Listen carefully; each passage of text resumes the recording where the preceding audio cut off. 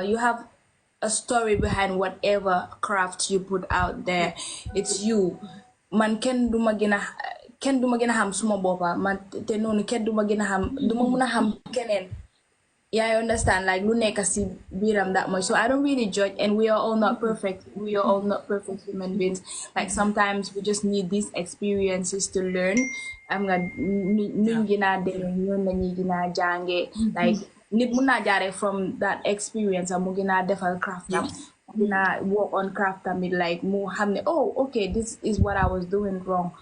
Yeah, you understand. So man, let's say luma gina dimbele moy maybe luma start at a young age but pare suma surrounding hale sa surrounding that they impact see you like the people you surround yourself with that they impact the man growing up see suma music scene be like the matela gis people you let me tell a talk let's say I can call them legends. I can call them legends when it comes to music. That's pretty good. Then def this thingy but hamne like then they am artists you hamne and then you set see you I mean join you like inspiration what about life, about music and you am I coaches about you hamne then you there pretty good it didn't just stick to teaching us about music. They taught us morals. Like I'm like, we have these times you're having like it's all about morals. It's all about yar. It's all about like how you comport yourself. And I'm gonna every time soon for every time soon for the time like every time soon they may soon they be I'm need on nyep uneka talk nyep talk mo talk. Come I said like what you gain a fini like come your life is gonna be different like. Your life is come no len fi ñëwé ak no len na dem feka dafa different different you know see a lot of different things but nit ak lo ak fo munti dem ak lo munti face dal bul faté yar bul faté moral bul faté fi nga joggé bul faté ñi nga bay gannaaw bul faté si ban askan nga joggé bul faté nun la yaré yaa ngi understand so like she puts a lot of stuff si ñun ba nga xamné so nekkee xale buy bàyyi xel parce que yeah it's true mun ngaa jël wax bu dugga fii mu génne fële nga dem nga génne nga def loolu ne so dafa depend soo nekkee xale boo xam ne daf day bàyyi xel soo génnee dangaa bàyyi xel lii nii danga wax kii lii la ma doon wax kii lii la ma doon wax nga xam fan ngay teg sa tànka and all that su ma defee lii mooy xew su ma defee léeg-léeg mooy xew you understand so I feel like te bu ma ñibbisee tamit I have really amazing people like my parents see like when it comes to my mom's side and my dad's side like these are people you're hamne like I can say ne definitely lu bari tamit si man like ñu may dañ ma nekk di put through that right track bi and man mun naa wax ne nekk naa xale boo xam ne tam ku dee déglu la right ba pare maybe lu ko yokk tamit I was really nekkuma woon ku ñeme that much so dama dee mun a déglu like a lot of these advices yoo xam ne lañ ma dee wax so bu ma toppee tànka yi gis naa ne tamit it's really working for me understand so moo tax man su ma dee binda dama dee gestu lu bari dama dee gestu like dama dee bàyyi xel ba pare man one thing lu ma bàyyi xel moo nekk man suma music like xale yi daf ko dee déglu mag daf ko dee déglu like dama bàyyi xelu like suma audience dama toog ma xool like man kana ñan ñoo ma dee déglu man dama romb sax di dem ngay meer bu màgget like téye ma si yoon bi like di waxa man like dama yow suma doom yow rek la ñuy déglu dañ la bëgg a nii and all that those kind of words xam nga ñaanal la so dama dee bàyyi xel lu bari so suma dee binda dama dee xalaat ne ok man xale ñu ma déglu so what do I want lan laa bëgg a gaay jàngee from this do I want them to I mean ban legacy laa bëgg a bàyyi gannaaw yaa ngi understand ban impact laa bëgg a am si gaay seen life yaa ngi understand lan laa bëgg a xale yi look up to when it comes to me parce que bëgguma nekk a bad example to bëgguma nekk a reason nit ma tasee moom mu ne ma ne yow da nga yàq xale yi de stuff like that suma doom nee na I don't want that honestly when it comes to me I don't want that negative side I don't want to be on that negative side I understand so dama dey always buy help like whatever I write it's something that xale dañ si dee read it magi dañ si dee read it and it's not like foul words or explicit content even though I don't really judge people that really sing about explicit content about because I don't really know the story behind each and every person or the story behind their lyrics or whatever they like their content or what they have in their mind. Yeah. awa loolu am na solo torop ma delluwaat la baak tuuti seen patigale bi bi mu jeexee ba pare dama fàtte pour laaj la woon loolu but it was on my mind gisoon nañ ne yéen mi nga xam ne yéen a nekk first batch bi yéen a doon dem every year but the rest of the team continued but yow at some point da nga stop di dem why did you stop pour dem because patigale dafa nekk it's like seasonal like okay so ñi suñ demee at bii nii dañuy jël the ones that went for semi-finals ñu ñëw si gaale bi ñu nekk ak nit ñi ñu coach ñu coach ñeneen xale yi yu fa nekk you understand then the next year ñu jëlaat ñoo xam ne they went for maybe the finalists ñu ñëwaat ñu coach or they take the good ones like ñoo xam ne they feel like they're really talented or they're very good at what they do in the wildland si kër bi so there was a time I was going every time maa ngi dem ak ñëw and all that but there was a time tamit I mean my time more than I kind of like was flopping a bit when it comes to my school and all that so I had to like stay focused and kind of a bit isolate myself away but pare ñoom one thing if you soo nekkee di pass always soo nekkee di def really good when it comes to your school and then they over engaged and they over it's like a prize you win so okay now this time you're doing really great in school so okay we want to bring you over and all that so yeah a lot of times danga gis I mean them never see me now feel like okay I'm kind of like focusing more on the music and I should focus more on my education so I kind of like had a material then I pause a little bit of pause then I focus on the school but I still was having connection with everyone I still had that connection with Potangone mom Sunyala forever like she's always our mom even like with my project even Balama starts my project I spoke to her about it I called her on the phone and I told her this is what I want to do so I want to launch my second album and all that even it's my first album even before I released the songs dama Demba Senegal and I played all the songs for her and she really appreciated it and she was very proud honestly and she jox ma that encouragement but I'm getting those songs and this time I did the same thing and she's always praying she's always very supportive. So do you have any delegates ñoo xam ne they coming from Senegal pour ñëw si album launching bi or any people that ñoo invite ñoo xam ne dinañ ñëw like individual or yeah I'm invited because dama lu ma def mooy dama artists dama yaatal affaire si and all that bëgguma because I reached out to a lot of them and like xam nga lii luñ moom la luñ bokk la and all that and we started this together so I'll be very happy to see you around, to see you come support and all that. So yeah, I'm getting positive feedback from them. So hopefully, yeah, inshallah, things will go. Yeah. How last year or year before last, Jiki like a whole year you went quiet. I can't remember the last year or year before last. What was the problem? Like what happened? Luta got them quiet, no new release, no album, no, even though you can't or you might not want to drop album every year, but like that year you really went quiet on us. So what was going on with you? So initial plan was to just drop an album every year. I'm gonna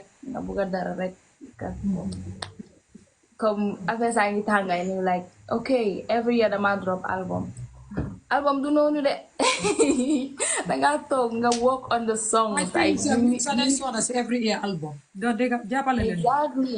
exactly you need to make sure like it's like food boy nekk di feed nit ñi you need to make sure that food you feeding people it's good te soo noppalekut if you don't let yourself breathe so amul that let your mind think like relax a bit doo am that new inspiration sa mind dafa kind of congest like doo especially when you are that person come the far been a business away you def like yep so I'm the artists like most of them like yeah do like people do everything but sorry guys comme ni ma leen ko waxee rek Awa Gambia la nekk bu leen ma fi nekk di wa bring her back ñaan naa leen dafa am call sorry yeah dama am call it's a lot easier easier for them especially when you're that artist xam ne yow sa wéy yëpp yow yaa ko dee binda affaire si daf dee xala metti so but tamit lu gënoon a waral ma dem quiet is because dama just immediately suma album launch bi dama start tour si that year dama demoon like a nationwide tour I can say like all around Gambia so suma demee let's say Farafenye next time maa ngi dem Basse like just continue tour and all that like just going around so I'm at that perfect time to just stay put and just be inspired and write new songs or release new music or just come develop my craft then I guess I was mainly focused on the tours and all that so lol mo ginoon na tax like that whole of the year I was not releasing songs nek mo di gene I way nek mo di def like visuals and all that all I was doing was just focusing on the tours and all that but this year I was like you know what like doing and like how I must stay put and just focus on the album maligay ko yeah I think that's a good idea at least bi nga génne album bi num tudda léegi may nga ñu time ñun tamit ñu get used to album bi déglu ko xam nga mean song si dem nga nationwide tour jox nga ñu time tamit album boobu noonu mu promote itself song si dem xam nga jël a break tamit def sa yeneen collab work on something else nga ñoo drop ñu benn and I think that's how it's really work promote album bi sa nationwide tour bi nga doon wax noonu gis nañ ne at some point somebody stoned you like, yeah, that was the end of it. Yeah, when I saw that, I was like, what? Like, Gambia, are you guys for real? How did that feel? Like, what? Tell us. It was a crazy experience. Honestly, it was a crazy experience. Baham afesi mangelem to rek to bangi neex buken si ange ñew may gina dem tewa bay after si buñ ma jabe hair bobu no sama bob like cancel to I was like hey plus we actually it was crazy like honestly I felt kind of that is so undone yeah I felt kind of crazy buñ defil because I was not expecting it but tamit dang say jangene like aduna ak ñep luñ la buga tamit like obviously amna ñeena ñoo xamne duñ buga nak ñep duñ àndandoor buga te loolu sax su amé tam du la jik like ñep duñ àndandoor buga loolu daf ma gëna jàngal daf ma gëna delloo comme ngay gëna dem affaire yi neex like you feel like okay everyone loves me and all that but mu am benn lesson bu ñëw rek in between ne you know what step back xam nga you need to look around you nga xam ne like and be careful that sort of it made me really careful when it comes to some security and all that because I kind of like felt very free at a point I could just mingle with anybody you understand but after that like I really focused on my security tamit you understand but it was quite very painful boom happening I kind of a bit a bit just too personal a bit personal because I felt like it was really undone because it was something that you aim like the intention was to hurt the person because out of everyone like stone me it just came directly to me like nit dafa taxaw fum taxaw and mu jam you understand and it came directly and it hit and it hurt very bad but alhamdulillah again and jangeen and lu bari tamit and I pray that it doesn't happen again wow I hope that does not repeat itself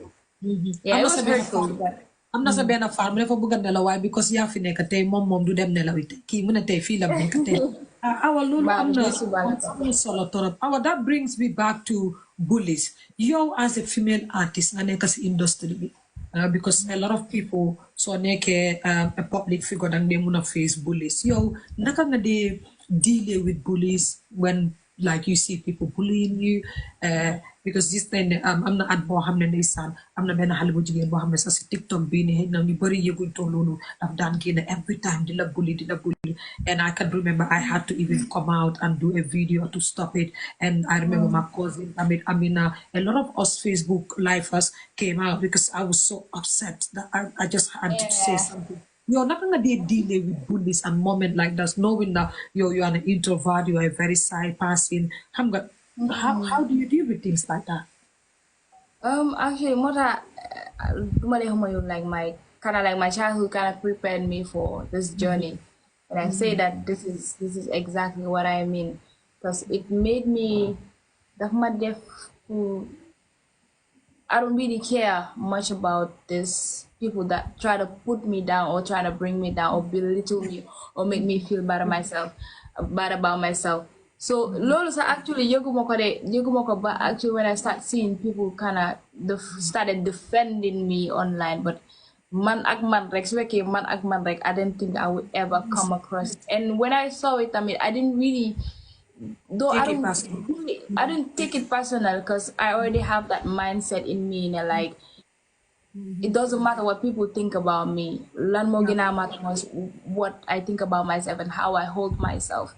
If I consider myself as somebody great, I am great.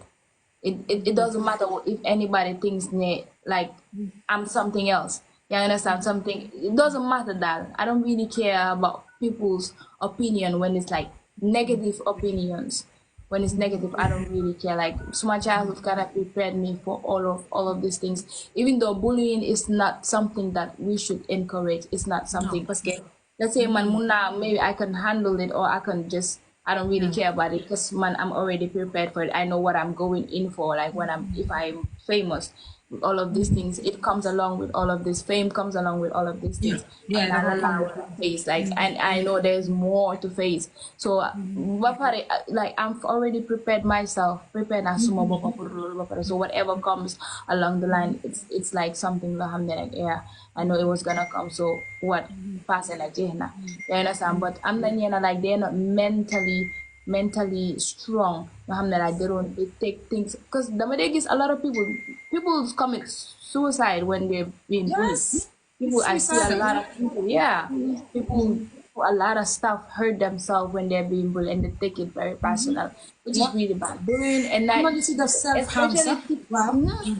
especially this especially TikTok, people use it as a means to just get back at people, like make people feel bad, make like I feel like people there's good side of it, but people then could over misuse when it comes to bullying, and these are things that people should be sensitized about. Okay, this is not good. This is something that is like it's not human. It's not part of humanity to bully anybody. So discourage it. Yeah. During those time of your career, I can remember when we all came out and condemned it.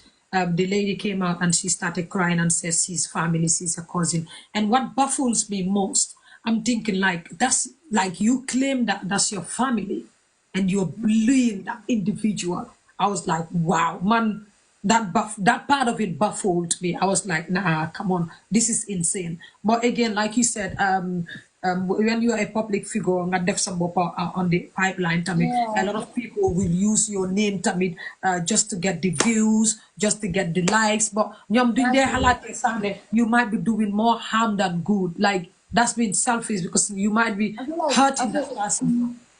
I feel like with karma, like you believe in karma that they overdo.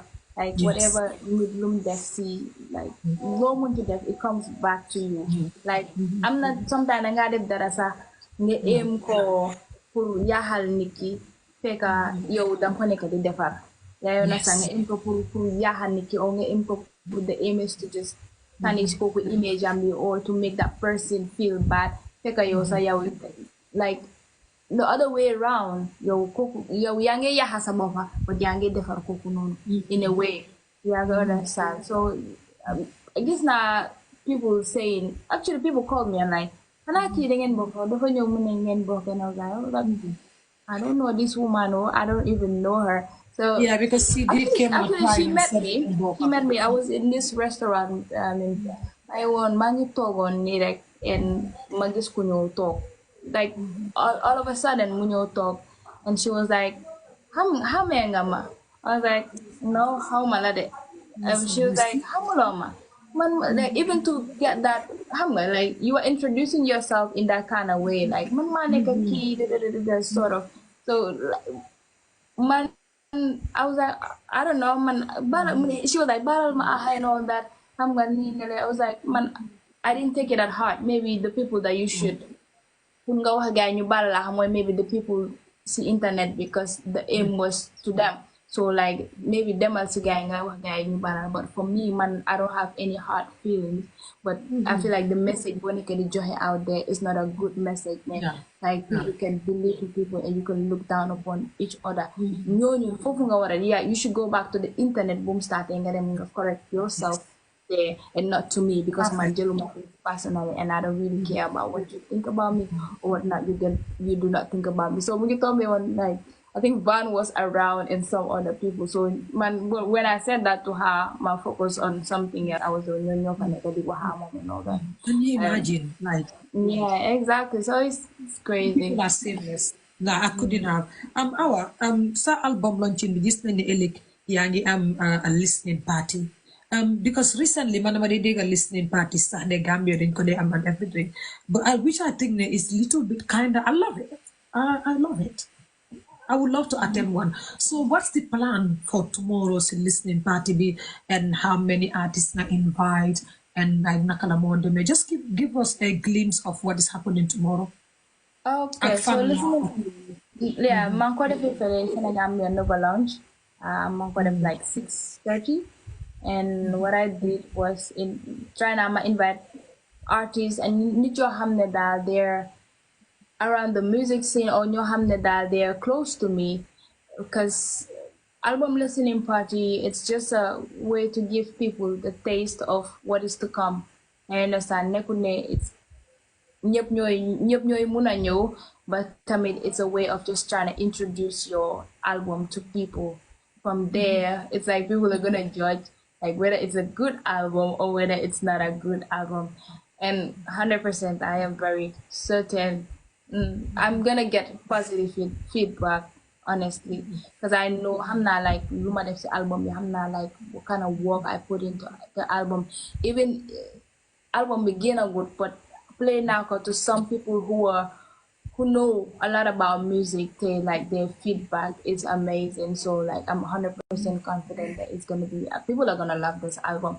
So like we're just gonna have fun and I'm a new experience of I'm a new feel a new vibe, feel the album. And like la nit ñi they have the true meaning of back to back, like when it comes to the album. Like like la nit ñi di mëna xam daal when I say back to back, what I mean. So yeah, it's just to bring people together and just introduce the album and make sure that December 7th is gonna be a massive thing. To just show them what's to come on December 7th now. Yeah. Your album bi ñaata track ñoo fa nekk? Te ma bàyyi nit ñi guess. maa ngi def suma. benn nag yow tamit bu jaaxali na man yaa ngi album bi maa ngi smile rek because I know ne dinaa fa am lu ma neex album bi lu ma neex la moo nekk. I know maa ngi pose a question si suma Instagram bi ak suma. So if I say it, I'll be letting the cat out of the bag. So I put it on my Instagram and my status. Yeah, put new guests. So maybe these are ways just to get back to people because I'm a feeling like man suma audience dafa la jaxasoo in a bit. So dama am ay nit yoo xam ne like dañ ma bëgg am ay mag ay xale like but am na ñeena tamit dinañ bëgg a ñëw si show bi but tamit duñ am maybe duñ am bi like duñ ko mun a afford and all that. So these are just ways maybe yoo xam ne yu ma jël pour like make sure ne ku nekk gis na sa boppa like si show bi di nga gis sa boppa si lu ma mun to def that. So more time I post this question out there so that is the people who get it right might stand a chance of winning having a free ticket to the show and all that. So more time I def loolu foofu noonu so time bi su ma waxee rek affaire si rek mooy loolu damaa yaxa game bi Guys, this is why it's important to follow send artists, send platforms because when you post a question on Instagram, could answer question be you might stand the chance to win a ticket. So this is where if you can't even afford the ticket to go and support her, she's giving out the ticket for free. So them then can follow Instagram, TikTok, Facebook, YouTube. Just album bi mu ngi drop si very soon. Then nga album launching the 7th of December. This is something loo xam ne is becoming a routine within young Gambian artists. Like seen time album du mu dee drop ak time concert bi daf dee tourné. Some of them would even do the show then after album bi drop. Don't you think ne comme yéen da ngeen ñu war di dropal album bi like months before, 1 year before, then you guys give us the time to get used to the release, feel the album, then you do the launching because it's becoming like a norm boo xam ne some people would even do the album before the week and drop audios like everything mu ñëw pam suñ kaw da ngeen a nekk stage you duñ mën a jump ak yenn woy relax because the album is like a week before or 2 weeks before yow lan nga am pour wax si loolu noonu don't you think it could be better bàyyi naa xel loolu bu baax and I think I took steps when it comes to that jël naa some steps when it comes to this album so bàyyi xel ban album bi people don't even notice, but start now for the drop with the beginning of the year. Okay. Last start the drop album, like in the form of visuals. Like so by held all the songs, like I'm just gonna name songs that are gonna be part of the album. The Duma Dao, the Finger Tolisi Man, even the Jella. So these are just ways you might definitely that get used to the album. Silen Boka, like they're part of the album. So Luma def more like because Gambia dama by hell then you like visuals. Even sometimes nga génnee sa songs yi them streams in Spotify like then they halata el si loolu a bit. So but when you put it out there with visuals nga def ko like YouTube then they gina sawar pour dem seetaan ko and all that dégluwaale the music. So mota like with the rumor started like I've just been dropping visuals. The Duma Daw Fina Tolli Man Jambar, Jelal, and I think the one with Dada and like album I think I should like if I can count, should not like 8 visuals for the album.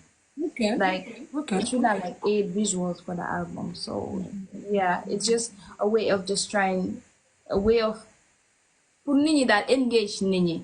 Even though one not tell again, but I feel like Gambian music industry is that a lot of things you hamne warning ko change. Like it's like we're all going in circles. We're just repeating things.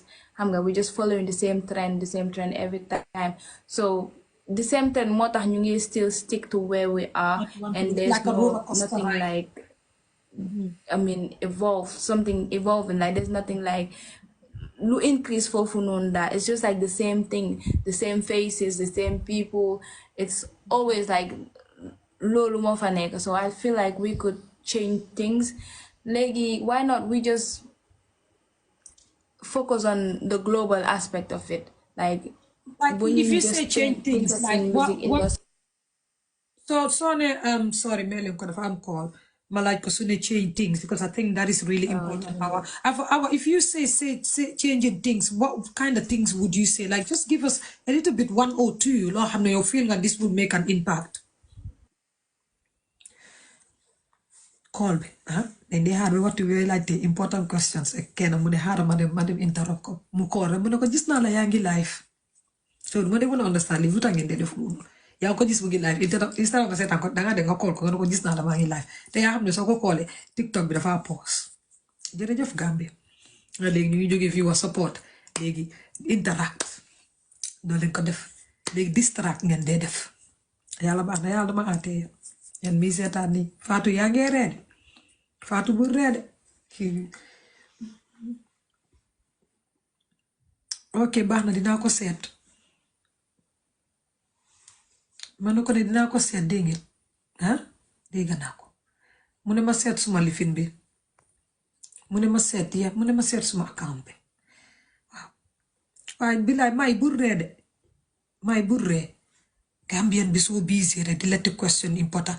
Hale bu ngi wax important. You important you fi nekk di wax. Why I said what do important nga gis kenn mu call mu ne gis na la yaangi live. Rohi, thank you. Rohi, yow ñoo bokk santa Sunday sa mu ne I love your skin color. Thank you. Jërëjëf. Ji dama tëddi. Lii du forcé. Du forcé. Mu ne mu awa su ñëwee dinaa ko ko wax. Sorry de guys. Ngeen may awa. Comme ka yéen doo leen ko may mu wax. am na wax ne tey dafa late. Bul worry, next week Wednesday I will be live here with another Gambian artist. ñu may awa mu ñëw ñu waxtaane December 7th back to back album bi again. Guys, génn leen ngeen dem support. We need to come out, we need to go out. If la listening party bi comme num ko waxe listening party is not something that you can just walk in and watch or listen, but album bi di ngeen ko déglu inshallah. Te album bi ni moom inshallah 7th dina ñëw. So again neneen dem 7th of December. So awa suñu dina wax ticket si ñaata la, venue bi fuñ ko defee, loolu yëpp nag ngeen dégg ko. Koo xam ne tamit yaa ngi Europe jëndal ticket pour sa famille bi seen kër ñëpp ñu dem, because xale yi léegi Gambian music bi la ñoo toppa. Waaw ku mun a jënd ticket yu bari tamit jëndal ticket yu bari nga maye ko. Ba pare bu leen fàtte pour dem follow awa on every platform. Yéen a ngi doon laajte YouTube channel am bi. YouTube is our Gambia. Instagram is our Gambia. TikTok is our Gambia. Everywhere is our Gambia. Léegi ni dem leen ko mboolem koo xam ne yaa ngi seetaan ngum te awa génn na demal nga dem follow ko nga ñëwaat nga ñëw seetaan ko. Waaw TikTok bi lum post ngeen share wala ngeen repost, noonu ngeen ko mun a supporter. Laajte wut xaalis, laajte wut dara. She's not asking for anything, nothing. Waaw xatale am naa yaa ngi seetaan bala ba nga koola ma awa nga laaj ko maa ngi ko send request xam na mu ngi koo gis. Xëj na tamit crédit kam baaje waaye xam naa ne call la because I can see her online.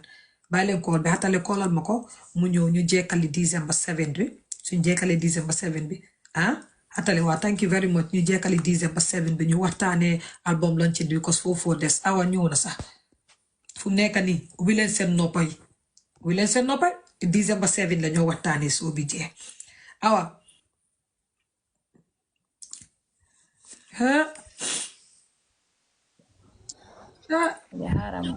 awa kii yoo la doon xaar nga génn moom tam mu ne fu mu nekk nii mu ne he needs an interview with me waaye yàlla baax na yàlla mun na lu nekk ñu ko yàlla mun na lu nekk waaw awa ñëw na léegi December 7 ubbi leen seen noppay parce que duma fi nekk di repeat booba dangeen a génn dangeen a dem awa kii mu ne fu mu nekk nii mu ne comme que yow ñëw nga moom tam dafa war a ñëw sama plateforme bi ma ne ko mu xaarangum ñu waxtaan December 7 bañ pare ñu wax affaire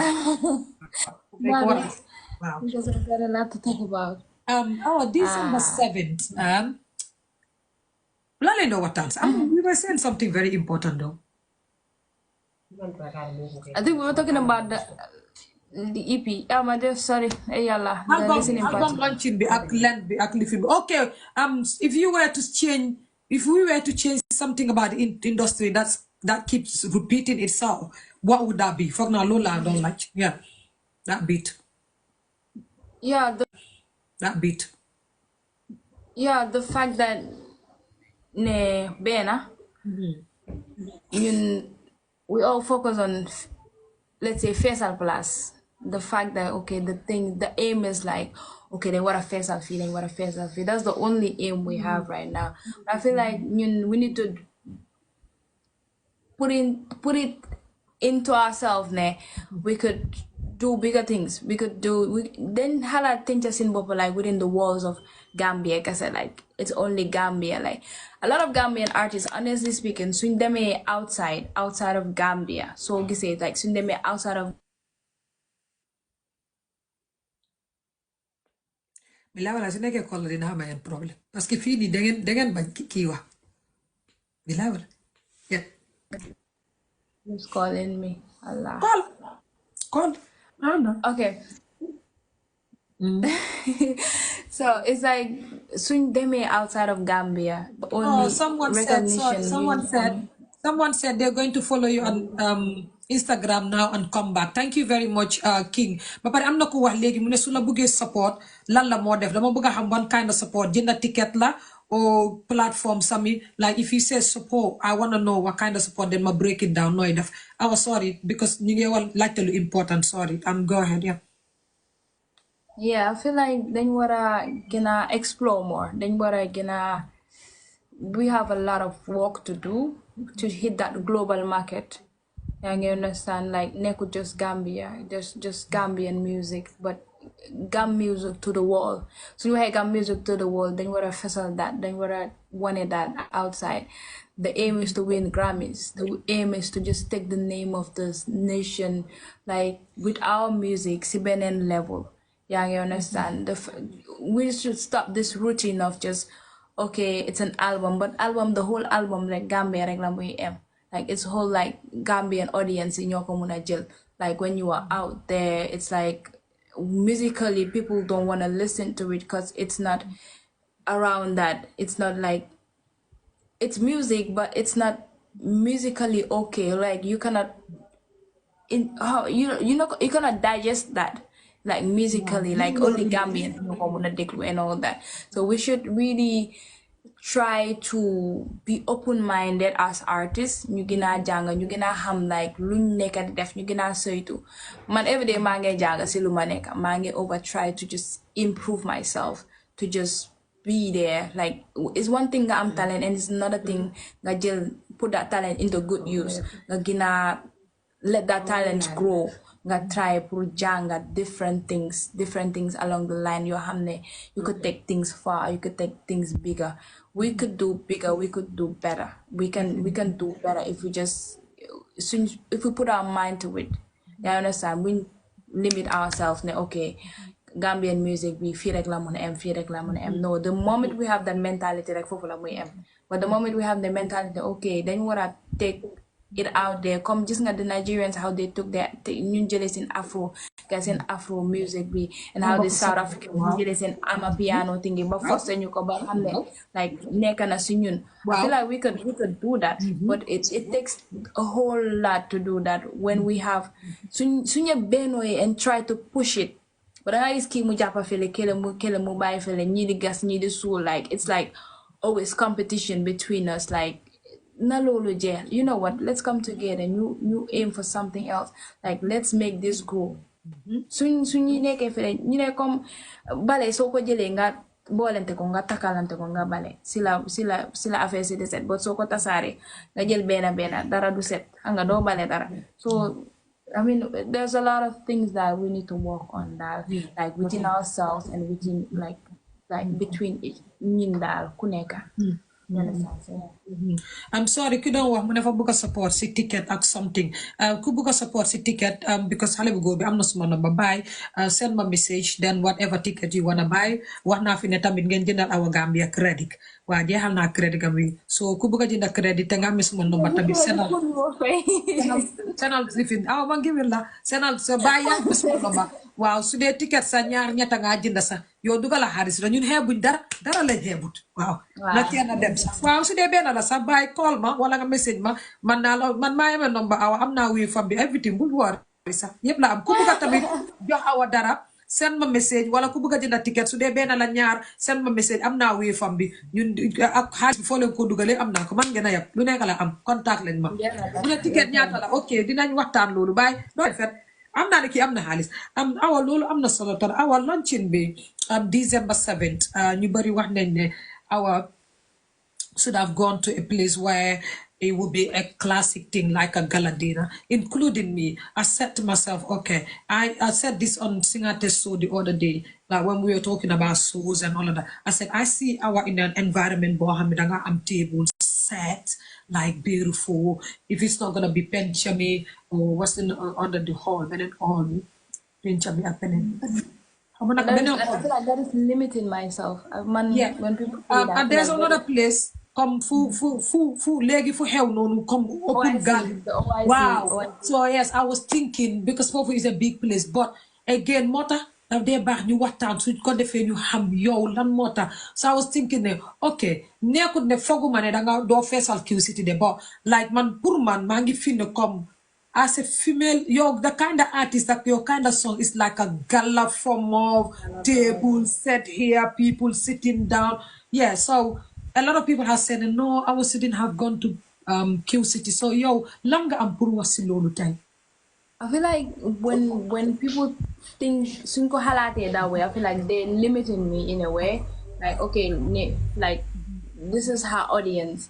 Lii rek moo nekk audience but you fail to understand ne man suma audience dafa jaxasoo like man xale yi they feel my songs magi they feel my song like whatever kind of person you are in society like nga nekk a boss nga nekk a you know what I mean so dang they feel something the fact that money okay I'm just gonna do tables I'm just gonna do okay these shows are supposed to be classic but what if those people the other generation the younger generation they're feeling my songs like have that rapport agman and they cannot have that access because man just limit myself to just okay this type of shows like I'm not really allowing people suma yenen fancy after the fight them but I'm not being the fight them but a time that they're just gonna give up because you're but you don't even have a chance to I'm that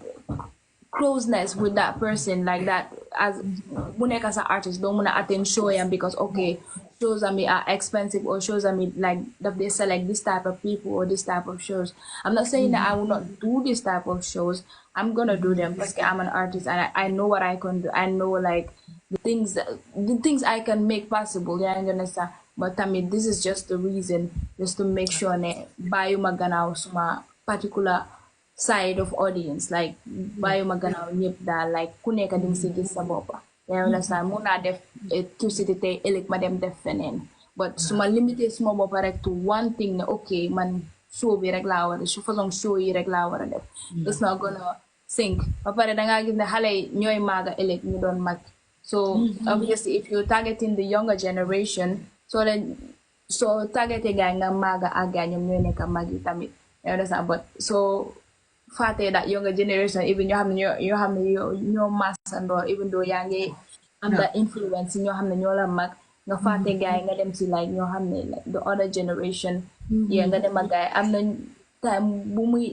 time muy am na that generation dineen dem ba léegi duñ talati fi music and now beneen generation be fighting and like you understand what I'm saying so it's just like a way I'm just trying to make sure that ñëpp ñu gis ci seen bopp daal. This girl is very smart yeah I even want to cry when this girl speak me I'm trying to cry I want to like video like but them toggats but they had them normally I don't watch Small Life in Mokode Setan but this I would definitely go back because I don't like the sound of my voice. How many load of the dal? The same voice message. The same thing. Man, Small Life. Yeah, but this one because I'm not again if you have Facebook, I will definitely watch it back to you. Muna catch up some of the other things tamit our linga wax tamit am na solo torop and I think ne again comme li ma doon wax man suma life yi dama si dee jànge man suma boppa keneen jànge si gis naa ne nit yaa ngi wax ne dem nañ follow la Instagram ku demagul demal follow Instagram awa mu ngi def giveaway tamit on Instagram nga dem follow ko Facebook tamit awa Gambia TikTok right now ñu nekk di seetaan follow loo ko awa li nga wax am na solo torop awa sa show bi December 7th is it gonna be a live band or a playback? Because our just night fit you very soon thingy December soon shows playback la deneka te hamne no your live band artist na when you body maybe hamune live band ga ñëwé wala da nga ñëw playback awa lan moy plan bi si playing bi it's a live band performance obviously live band performance la la in because it's one thing nga ote ndaje degala nga ote ndaje and nga def playback and what's there to see I'm not saying I'm not nobody put down anybody or belittle anybody when it comes to playback like you have a decision to choose whatever you want to put out there but I feel like the fact like it's one thing to just not dajale nit hamna nga def a playback of they could muna ñoo tok seen kër ñu taal that on the radio ñu déglu ko you déglu ko and that's it. But the fact that in that live band, it shows the real you. It shows me, okay, you don't hide behind the studios and all that. Like, this is you, and this is what you do. But after they gonna that, I mean, connection with your audience, because it's live. It's live. You can communicate with people through that. You can do so much more with a live band. Man, more time I feel like when a lot of times playback of my limit, playback of my over limit. This is not So like our dogma. This is not how the live band make an impact when you angle there. Like when you see that I'm at big. Like I'm like, wow, this is it. I'm glad she's a live band artist because Lord for over make impact. She's a night piece of cultural weekend, yes. So then they over force put that muneka alive man. They over force because I remember Bundon Dam, it was like it was communicated that it was gonna be a playback. So I told Sinatra, hey, no, man, I'm not. I thought it's gonna be very pointless to travel all the way from Gambia, Ngademba, like UK to perform, and it's just playback. I feel like it's pointless. So Singate really pushed when it comes to Purma perform live band. They've over pushed and forced even to just make sure I mean the other artists from Senegal, Momo Jane, living at me, you could on Tegal to make sure that you Tegal ma even if it requires me giving them something out of my pay and all that, even if it requires that we are going to do it, because I don't just want to give people anything like that. Them perform playback. It wouldn't make sense to me, honestly. So much more play a playback when you say it would have been a zero. It would have been zero to me. Maybe people will consider it as something, but it was gonna be a zero. Oh, I'm super happy that you did that. Xam nga munon nga nangu just because of the fact ne danga buga ñew UK rek, it was your first time, or danga buga travel rek as a Gambian artist and this is your first time traveling to the UK, but you having to insist to do that. Yow some xam nga gis nga impact bu lolu def, because that show I was like wow, because man at the end of the day man ko don setan live. But I was like, because Munmo wanna know, but I was like, okay, now this is it. Because Lolu I'm solo la. I'm Lolu important. So guys, you know, Kodega, December 7, Bolem kui them our life band na mo play. Te Lolu mo man suma ko la bila neka setan ko bam je inshallah, because like man dama like live bands. Come an artist like Jali, so you play Pokoloko. Juma just say flyers and the man, oh my god, that is something that someone could go and watch. Muyo akene pare come yo mbala hal bi daf dene si live band. Our lol am na solo tora pour nit ñu xamne live band la, ñu xamne they will be dañoo gëna get entertained.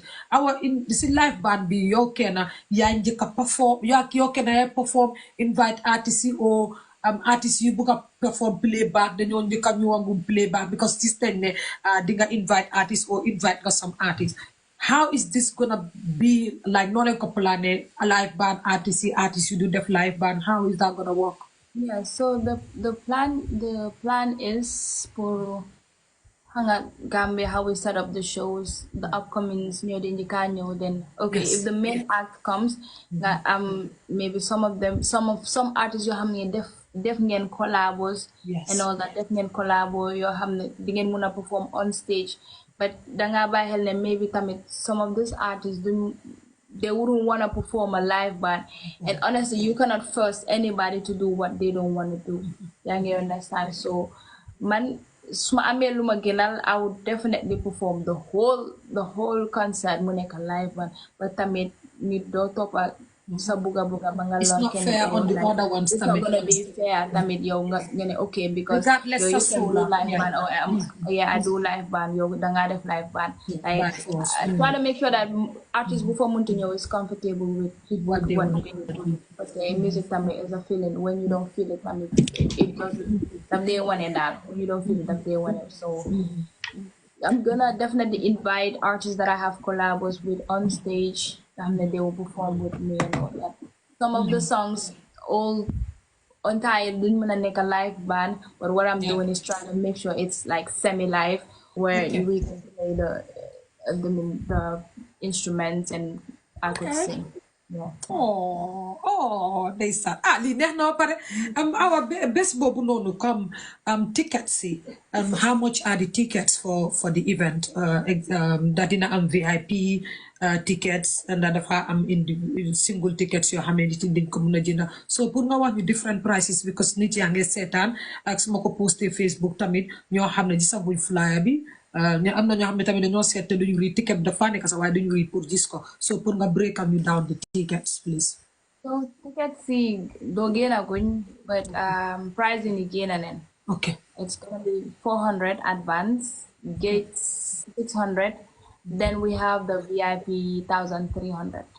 Yeah. Guys, génn leen kon yéen mi nga xam ne amangu leen xaalis ngeen leen jënd 400 in advance. Man na wax bye soo paree nga message ma da ngaa jënd ticket. Awa loolu am na solo torop awa su fekkee ne ticket si loolu la. So yan plans ngeen am pour venues yoo xam ne comme tey ñu bugg a ticket si su génnee pour xëy na ñu ngi ko fii seetaan ñu xam fan ak fan lañ war a mun a dem pour jënd ticket si su ticket si génne ndax decide angu leen loolu. So what we do normally then they ticket outlets like we make sure ne ñu am ticket place bu nekk daal dañ am fu ñuy yóbbu ticket yi xam ne nit ñi can reach dinañ ko mun a am daal mu yomba duñ hassle daal and all that. So what we do is dañuy am ticket outlets, then we make sure people get them and we inform people ne fii ak fii soo déggee fii ngay dem pour jënd ticket with numbers. And so these are just ways to make sure that it's easier for people. Our knowing sa last event being concern bu ndaw boobu noonu at the end of the day even up country la woon you were stoned. Have you got any plans put in place for tight securities or security boo xam ne tamit like the same thing would not repeat itself this time because this is a bigger event. Definitely. I think loolu show boobu gën naa tax comme noo ko waxee gën naa tax ma gën a focus on security side even show bi nii so we are trying very hard to make sure parce que it's bigger and the security should be tighter. Last time it was Pinchami and alhamdulillah we made sure that we secure the place very well and this time we gave them a bigger venue so we get them extra with the security. So we are really working on the security to make sure that like ku fa ñëw di nga ñëw ak xel bu dal di nga ñibbi tam ak xel bu dal because xam ne like man moom the type of crowd I have it's like dafa jaxasoo am na yenn mag yoo xam ne dinañ bàyyi seen kër yi ñëw pour seetaan ma and I want to make sure that whenever they come they feel very secure foofu noonu buñ am ñaari xel so like see when wàllum security bi ñu ngi def like 100% all in I mean to just make sure ne like mu tight daal ku ñëw di nga ñëwaat dal xel bu dal sooy ñibbi incha allah yàlla def jàmm di nga dem ak xel bu dal daal incha allah. Balaa ñuy dem tey yow lan nga am pour wax nit yi about December 7 loo xam ne ñun xamuñ ko how well is our prepared and what is our willing because like I am telling you I am already maa ngi gis our giving us one of the best shows of her life. Like, what do you have to tell us about December 7 loo xam ne ñun xamuñ ko woon xalaatuñ ko sax. Well, I can say one thing, inshallah, parce que ñu ne jaam moom danga am sa pexe rek yàlla mooy dogal. But I can say one